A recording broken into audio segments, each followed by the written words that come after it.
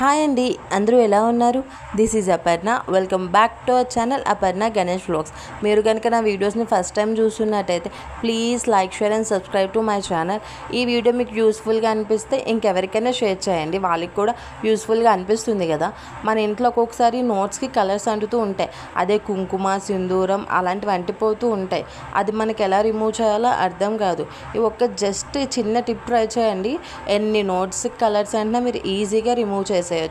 ఒక bowl of water తీసుకోండి, అది గ్యాస్ మీద పెట్టి అది మరిగినంత వరకు ఉండండి. మరిగాక ఒక నోట్ అందులో వేసేసి బేకింగ్ పౌడర్ అయినా బేకింగ్ సోడా అయినా ఏదైనా పర్లేదు, ఒక స్పూన్ యాడ్ చేసి నురగొస్తుంది కదా, మంచిగా స్పూన్తో రబ్ చేయండి.